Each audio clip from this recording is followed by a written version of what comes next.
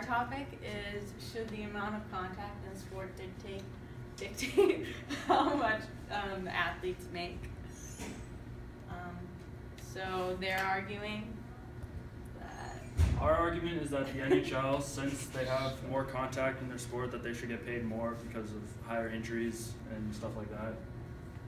And the graph that we both choose was this, and if you see, NHL has a lower salary than MLB, and you'll see that we're going to debate that. And this is like just the average salary per player per year. And it's not, like, no contact or anything is involved in this. So this is just amount. And we're also only focusing on the MLB and the NHL, not like other sports. Yeah, don't look at the NBA.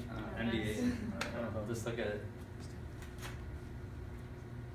So these are just some statistics that are showing how high a level NHL the contact is. An average injured player will miss about 11% of their season due to their injuries, which is a lot, especially because one game can be extremely important. The average salary cost for injuries was about $260,000, which is a lot, which is why they should get paid more. And out of 1,307 high-level hockey athletes that were surveyed, 825 players, or 63.1% of them, missed at least one game or more due to injuries, which is really important because they can't really miss that many games. And so our closing, basically, overall, hockey should have a higher salary because there's obviously a greater chance that you can get injured. And injuries also cost a lot of money, so you need more money to get whatever you broke or however you got injured fixed. And it should have a greater salary to pay for these injuries, and because it's a greater chance to get hurt, so obviously, yeah, if you get hurt, you need money to pay for it. And MLB, yeah, you get injured, but not as much as you do in hockey, so you should have a higher salary. Alright, so basically, here's the graph again, just refreshing your mind about the numbers. But basically, our point is that the amount of money that a player makes should be more based on other factors, not just contact. And these other contributing factors are what make the salary so different. And a lot of it has to do with skill. So all these players are getting paid so much money because they've been playing for a certain amount of years, and their skill level just keeps getting better and better. So that's why they're getting more and more money. And if their skill level goes down, they get less money per year. So on this graph, it pretty much describes what Mike just said. Here you can see the high increase rate of number of players drafted during these years. And as it goes down, you can see that these players remained in the league pretty much because they didn't have to draft more players, and because their skill level was so high, they were able to keep boosting their salaries, and they remained on the teams for longer. So each team in the MLB plays 162 games over a course of 6-7 months, not including playoffs, which adds another month or a month and a half. And in the NHL, they play 82 games per season over 6-5 months, same thing.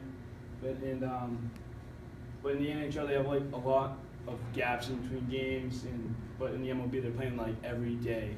Some teams can have a 14 game day stretch and have 1 or 2 days off per 3 weeks. You never know. So that just basically shows how much of a commitment it is to that league. You're getting paid higher because you're likely to have more games, and you're going to be playing the sport more. You also got to think about the families of the players. They need the money because they're not going to be around.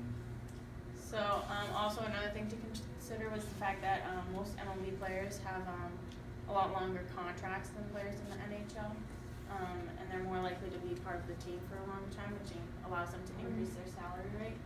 And oftentimes when an MLB player starts off, they're making the minimum wage for that team for the first 3 years of their career, and then once they continue to grow and develop and become more a part of that team, their salary is able to increase. Oh wait, we're not done. And like Colleen just said, each team has 3 other or 4 other farm league teams, and all those players are still getting paid. but not as much as MLB players do like now. So that's all money too. So obviously they're gonna get more once they go up each team, and each organization is like, you know, getting a certain amount of money, and they're giving the most to the best players. And right now in this day and age, there's so many good players. That's why so many people are getting more and more money, and less people are getting drafted, like you saw in the draft earlier. Another thing to consider is like the amount of money each team makes. So the MLB baseball is like a really popular sport. It's been around for a really long time, and each team is able to make an average of $212 million, compared to the NHL, where each team is only able to make about $87.6 million. And you also have to consider the fact that the MLB doesn't have a salary cap, which is what enables the players to have such high wages.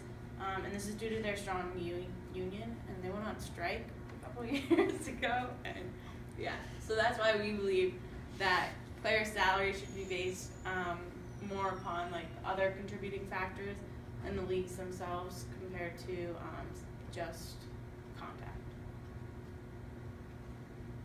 These are some sources.